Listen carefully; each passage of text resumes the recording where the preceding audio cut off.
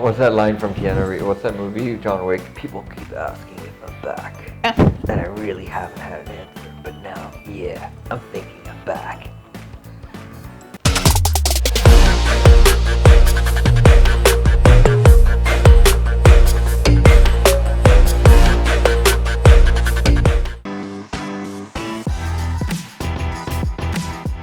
The weight, as of now, I think I'm on track.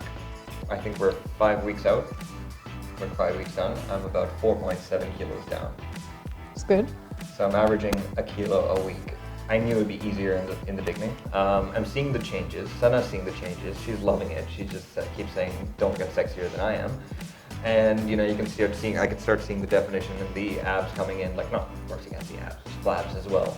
But like, it's abs and flabs. You know, that whole like mix, like kind of fit, kind of fat. Got it very like on the dot. I'm like promoting other brands.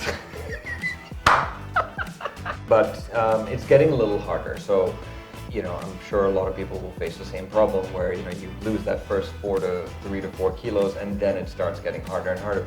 So I'm down about 4-ish, and so we're on track. 4 kilos?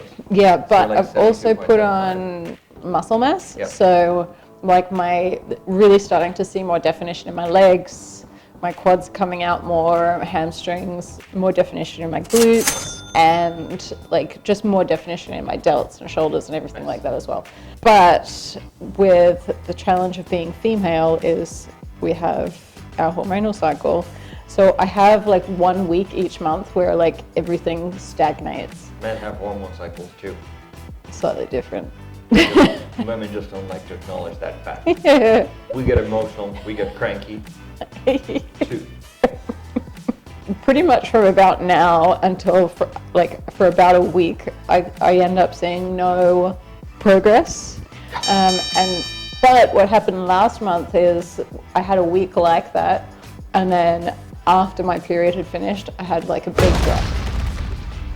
So we're hoping we're on track. Having just spoken to Marlon, we are now starting to make plans for how we make more drastic changes for the next 6 weeks. Cool. Cool. This is the time to sabotage her. She's at her weakest.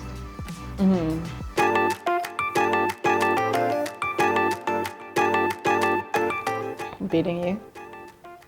I know, the center of everything. You wish. That's not the other one.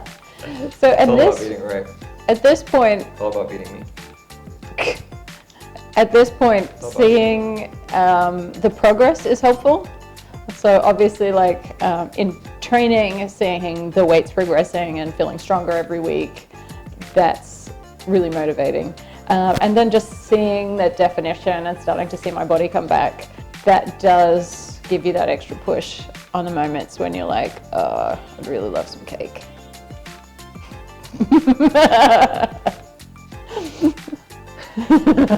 But you should have a cake, you know. If you feel like it, you go for it. You would love. Don't hold yourself back. It's okay. You're down. You're gonna drop a lot of weight after your time of the month. I think I'm not so much about beating Jess. I've only found myself say it once, but I think for me it's more on the lines of like for myself. I've got a few other business owners who've messaged me and from Canada and from India, like you know, places that. And they were like, "We love what you're doing, and we remember you, how you were like you were the pinnacle of fitness, and we all got inspired by you."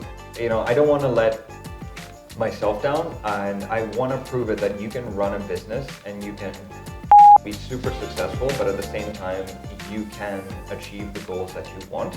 The bragging rights definitely is the plus, but also at the same time, like now, I'm starting to see some definition, and it gives me more motivation to keep going and not stop. Actually, you know, Jess, I'm not gonna lie, but like the whole like support that Shiro got in the beginning, that kind of motivates me to show that you got all the support, but like when the transformation act, it's a transformation challenge, remember? He's gonna keep saying that. And it's about going from fat to fit and not from like relatively okay to fit. So I think that's what the hero camp has, that when I was fat, like you see the love handles in the end and you'll be like, damn, I think my goal is definitely to end up with at least a 4-pack and like, you know, have like some chiseled, like a good amount of definition. I'm definitely packing on a ton of muscle right now because of all the, like, I'm back at the gym, I'm smashing it. So how's your food been? So I'll be honest, it's very, for me, like I don't have the liberty of weighing my food. I'm in at least 5 to 6 meetings a day, or I'm eating out, or I'm like on the run most of the time. So I have to eyeball it and I have to like put a ballpark on it.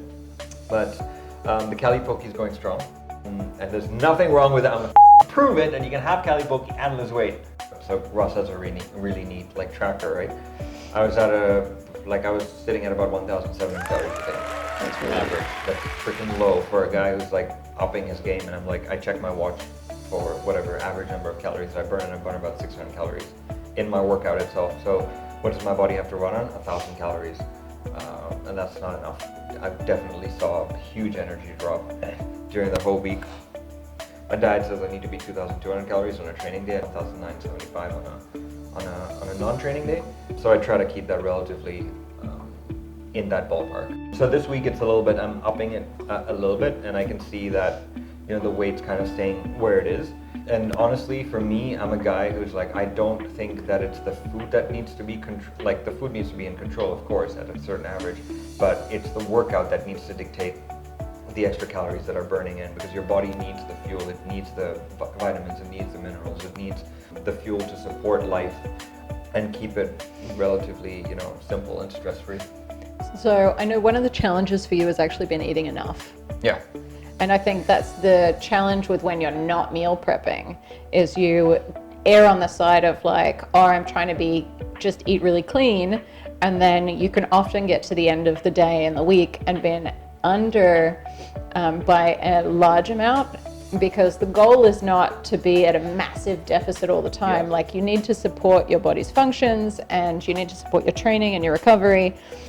Well, this is the thing, is even if you eat clean all week and then you have one meal like that, if you were at a deficit for 6 days, you suddenly put your whole week out by having one meal like that. Exactly.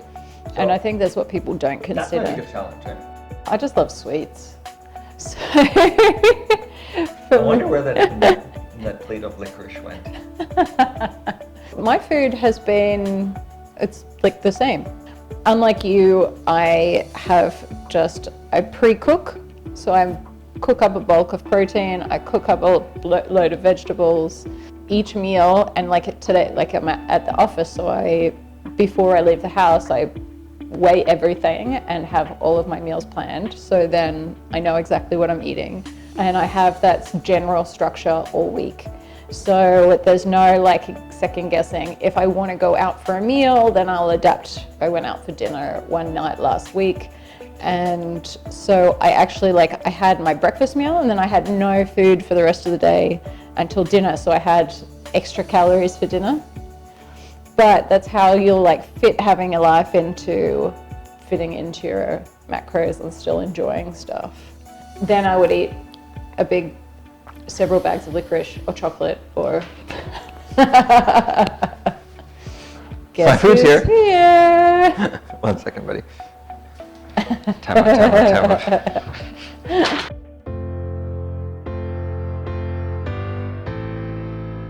6 weeks on program. I have been going from strength to strength. Every week, it's really fun. A lot of people think that training is going to be constantly varied, and especially people I come from a CrossFit world, and it's they think that loads and loads of variation is a good thing. Now, yes, variation is good. It's good for the body to do different things and different types of movements, but to make progress, you have to keep doing something until you stop progressing on it. So that was the Some thing. sort of linear progression, right? You and I discussed when we first started was the first 2 weeks almost was really becoming familiar with the program enough that you could push really hard on it. Yeah. And even now, I'm getting great coaching cues from Marlon of how I can get even more out of every set that I'm doing. like how I can dial in the efficiency to a much greater level. Every week I'm increasing the weight and increasing the reps and like adding to the total volume that I'm lifting. Yeah. And I think one of the things that she mentioned, which is great, is that like you can literally keep doing the same thing until the point where you stop making progress. Yeah. So you could run the same program for 16 weeks and then on one movement you might get stuck, and then you could alter that movement slightly to a slightly different variation and still continue making progress on the exact same program. Very true. And if it ain't broke, don't fix it. So myself and Ross are a little bit of a different school of thought, and we're switching the program from next week onwards. We've seen some great results on this, and in the beginning we kind of were trying to figure out that optimal plan, and we kind of came up with something with a happy medium. And I'm not the well-structured, I'm not the guy who'll sleep at a certain time. Oh my god, it's 9 o'clock, I gotta sleep. As an entrepreneur, like you it doesn't matter what time it is, you have to get your stuff in order. And anyone who tells you like otherwise is a idiot. So for me, it's like I need to have fun in my workouts, and I find too much repetition boring. And if I keep doing the same program for over like 3 to 4 weeks, I'm just gonna lose my. Well, I think also you and I were in very different starting places. The program that you give someone who really just needs to lose weight and get back to moving is going to be very different to someone who's like already really there, looking at, okay, how can we like change body composition by building more muscle mass? So like the program that I've been doing would not have at all worked for you in the beginning. Yeah. And again, female, male, has to be a different structure, has to be a different program attached to it. And that's essentially the strategy I use with most of my Gen Pop like clients. And it's like the program that we're creating now for the Women in a Hurry is most people need some structure. So we need the structure to like build muscle mass, build efficiency of movements. I always spend like the first half of the training session on the more structured, like we'll repeat that over multiple weeks to see how far we can progress a movement. And then at the end of the session, it's like 10 minutes where we're going to get heart rate up really high and do that little bit more variance in movement, and that's where you get to do your burpees and like your an end hit kind of hit training. But you're not gonna, the things that are kind of low skill, you're not gonna hurt yourself on them. You can get your heart rate up high, get a little bit more muscular fatigue on some movements, like depending on like what you've been training. And like that's a great strategy for people who just want to like get in shape.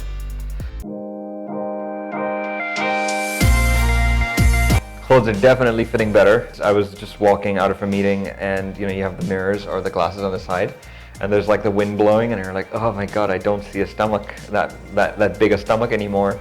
It just looks a little bit defined. And so things are coming together, and I still haven't employed my secret weapon yet, which I'm not going to do till about 4 weeks out, and I'm still pushing at a very good pace. I'm still eating out. As soon as the 5th week, like we're down to like 5 weeks, that's when I start cooking at home. I've done bodybuilding shows before, right? So I know exactly how to eat for those shows, and it's like super clean, prepping your own food and stuff like that. So I'm not giving me that stress right now, I'm just dropping as much. And then imagine if I start meal prepping and actually cooking really clean food, guess what's gonna happen? Who's gonna be blown out of the water? Well, we have spent the last 6 weeks, you have been like accidentally not eating anywhere near enough food. Like you, I'm seeing myself in the mirror and being like, ooh, look, that's definition I haven't seen in a very long time. And so the other thing, sort of we're now at the end of the 6 weeks, like you, we've been taking quite a conservative approach to this point, trying to keep my steps sort of down, trying to keep my calories as high as possible, so that we have wiggle room as we get closer to the end. So I can drop my calories a lot further. I can increase my activity quite a lot more if I need to. I also have a very large dog that wants to walk all the time. Yeah, that's good. That's good. On the whole, like I'm super proud for the both of us, and I'm super happy for the both of us because we did lose our mojo in the middle somewhere, and it's coming back. I also think we are like seeing how things are going within the business and like in our personal lives. I think this effort into looking after ourselves better has just made everything else start to move faster, and Yeah. that is really exciting. And the biggest asset is yourself. No matter what your business is, family, blah, blah, blah. And the least you can do for it is at least exercise it and eat well, sleep well. These three things, the least you can do for it, Yeah. right? And I think that's something that along the way, just being, a new business and, hustling 24/7, kind of dropped the ball on that. And now, I'm back. And I'm back to stay, and you'll see the legend of Ray. Distance fist bump.